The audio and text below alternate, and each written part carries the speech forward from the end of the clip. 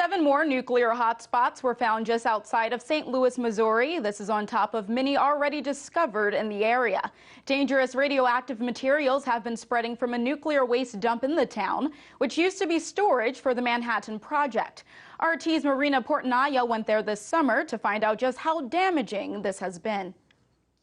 Kids were just down here exploring all the time. When Carl Chappell's children were frolicking in the cold water creek beds of St. Louis, Missouri decades ago, he had no clue his kids were literally playing in poison. The time they were doing that, most of that contaminated material that was in there was up top.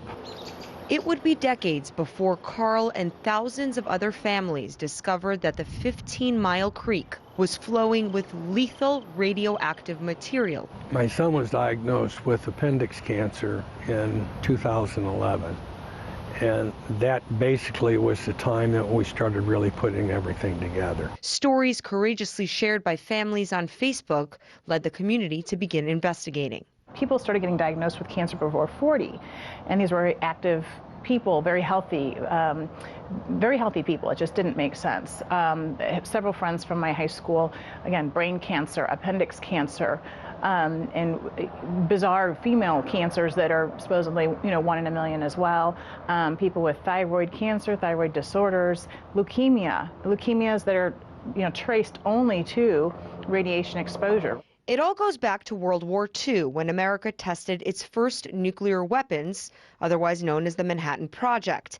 Radioactive waste was later on dumped near the creek, contaminating nearby farmland. Even a day like today when, my doctor's like, you need to get out and walk and such. 18 months ago, Mary Osco was diagnosed with stage 4 lung cancer.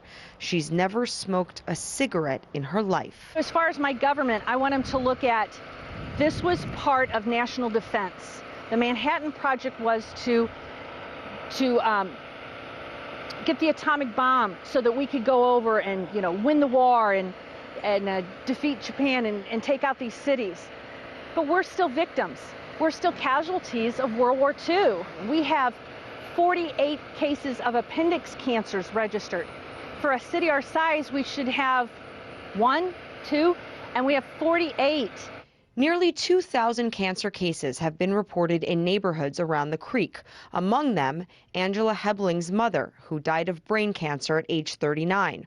Her father has stage 4 throat cancer. I used to play there. And Angela herself has been deemed a medical anomaly by doctors. I was diagnosed with pleomorphic adenoma. It's a tumor that's in your parotid gland. From my own research, I've discovered that that tumor is commonly seen in Hiroshima bomb victim survivors. In June, the Army Corps of Engineers announced that it found more radioactive soil in various areas, including this public park. What you're looking at right here is basically an excavation. What we do is we go down and we will remove contaminated soil. We sample it. What we're dealing with is generally a low-level contamination, but it does pose a long-term threat, and that's what we stay focused on.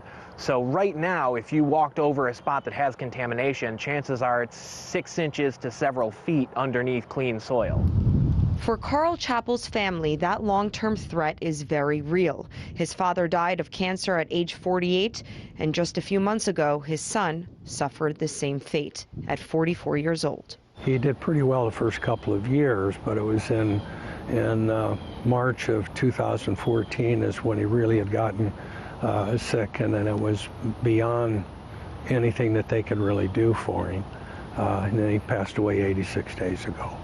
The Army Corps of Engineers has spent 17 years excavating and cleaning up the poisons of Coldwater Creek.